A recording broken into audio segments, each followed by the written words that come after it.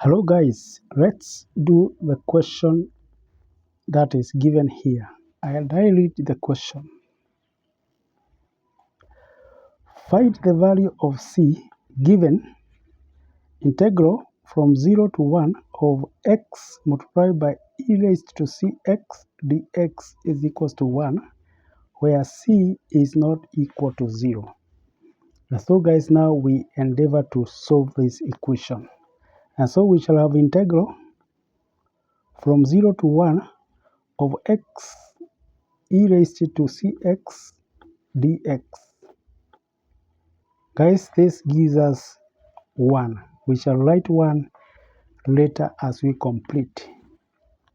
And so therefore, guys, I'll use what we call integration by parts.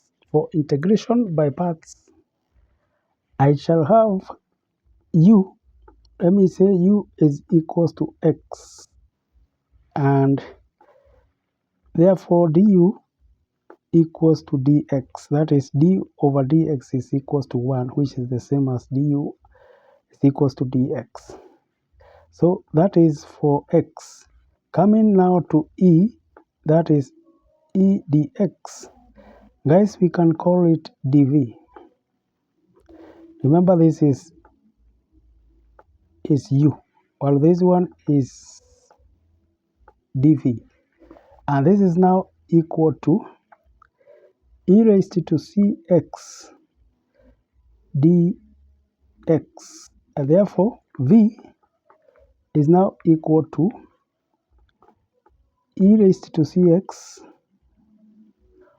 all over c. Guys, now applying our equation, we shall have, and the equation is written like this: integral of u dv is equals to uv minus integral of v du. And so guys, now we substitute our figures. For the first, u dv is actually here, and therefore we shall say equals to, now for u we have x, for v we have e raised to cx all over c, now minus integral of v, for v we have e raised to cx all over c, and now we want du. For du is the same as the dx. So guys, when we integrate this, we shall have now x e raised to cx all over c, now minus, for integral of this, guys, we shall have e raised to cx all over c squared. And so therefore, guys, now for that, from 0 to 1, guys, this gives us 1. And so, guys, let's replace and see what we get for c. Now, replacing for 1, that is for x, for 1 in this equation, we shall have, now you shall have e raised to c all over c, now minus e raised to c, because remember that x becomes 1. X becomes 1 here and also here. And so we shall have for this, we have c squared, like that. Guys, we have replaced for 1. Coming now to replace for 0, this one will be now minus for 0. Because of this x, this becomes 0. And then we are left with this now e raised to c, and then multiplied by 0, this comes to 1. So this is 1 all over c squared, like that. All this now comes to 1. So guys, we continue.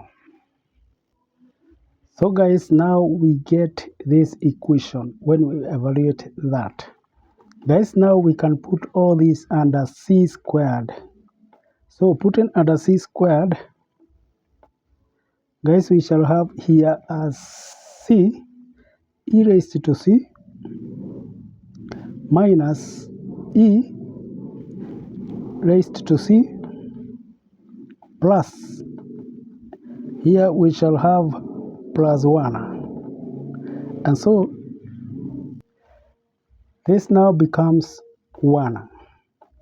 Guys, we can also come and factor out e raised to c in this place. That is in this term. That is e raised to c.